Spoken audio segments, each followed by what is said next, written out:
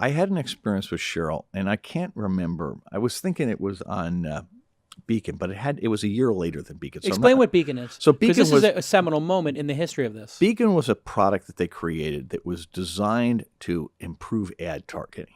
And the basic notion was they wanted to go to advertisers and say, or really to people who did retail and say, when somebody buys something from you in the physical world, if they're on Facebook, we will post what they bought. Oops. And create a virtuous cycle that will draw traffic to you and justify your doing advertising on Facebook. So you'll pay something to have this thing happen. It'll be a form of advertising.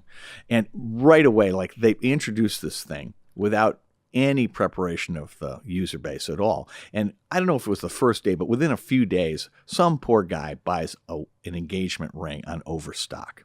And it's published on Facebook before he's even spoken to his bride-to-be. And so she finds out he's going to propose on Overstock, on Facebook with this picture of the ring from Overstock and the price, which was deeply discounted. And everyone they know finds out simultaneously before he's been able to tell anybody. It Move was fast and break things, including that and marriage forever. Forever. And so the blowback was staggering. Within a few months, they're forced to shut People the thing found down. out that I was listening to Steely Dan, and this was kind of brutal on my reputation. I'm joking. I'm just raises you in my estimation. People were like, "What's Steely Dan?" So no, because they connected Spotify too. Yeah, and I was like, "How do I turn this off?" I remember talking to like Daniel and other people, Chamath, and I was just like, "I don't want people to see that I'm listening to the same Dylan album."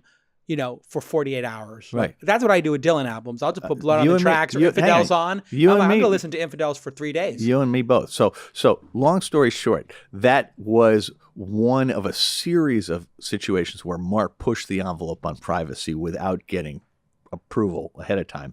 And it was the most egregious to that point.